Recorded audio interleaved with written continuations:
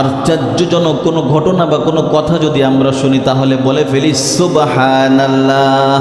হ্যাঁ, ঠিক কিনা? পবিত্র মেরাজ শরীফ, এই মেরাজ শরীফটা এতই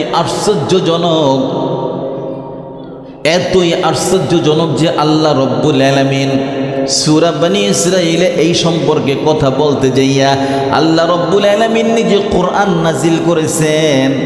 আর ওই আল্লাহ পাক নিজেই এই ঘটনা বলা শুরু করতে যাইয়া পবিত্র সূরা বনী ইসরাঈলের শুরুতে সুবহানাল্লাহ শব্দ বলে বাকি কথাগুলো বলেছেন।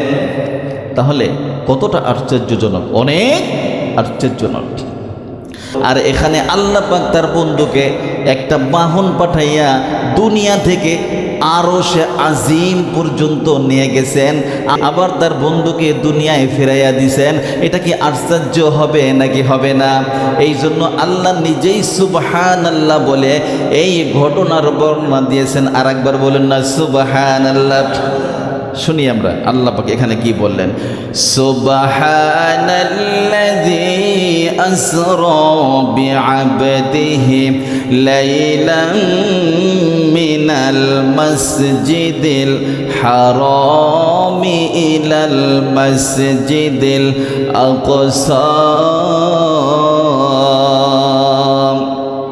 আয়াতের প্রথম অংশ, সেই মহান আল্লাহ পাক যিনি তার হাবিবকে, এখানে আসরা বিআবদিহি মানে বান্দা, এর তাফসীর হচ্ছে ওয়া হাবিবিহি মানে আল্লাহ তার হাবিব মাহবুব আমাদের নবীজিকে বলেছেন। বলুন সুবহানাল্লাহ।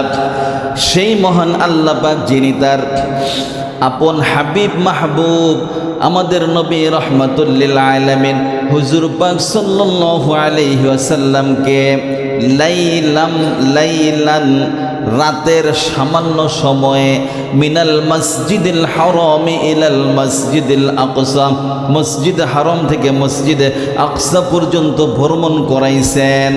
এরপরে আল্লাহ পাক বলেন আল্লাযী বারাকনা হাওলাহু লিনুরিয়াহু মিন আয়াতিনা।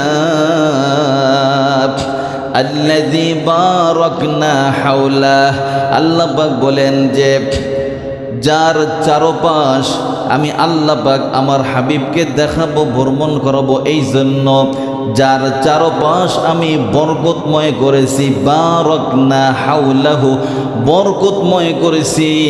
এরপরে বলেছেন লিনুরিয়াহু মিন আয়াতিনা, আমার হাবিব মাহবুব আমার বন্ধুকে আমি আমার নিদর্শনাবলী দেখানোর জন্য এই ব্যবস্থা, এই আয়োজন করেছি। বলুন সুবহানাল্লাহ। এরপরে বলেন ইন্নাহু হুয়াস সামিউল বাসীর। শোনো হে দুনিয়ার মানুষ, নিশ্চয়ই আমি সর্বশ্রোতা এবং নিশ্চয়ই আমি সর্বদ্রষ্টা। আমি সব কিছু শুনি, আমি সব কিছু দেখি। আমার হাবিবকে আমি মসজিদ হারাম থেকে মসজিদ আকসা পর্যন্ত ভ্রমণ করাইছি, সফর করাইছি, বরকতময় সব কিছু আমার হাবিবকে আমি দেখিয়েছি। বলুন না সুবহানাল্লাহ।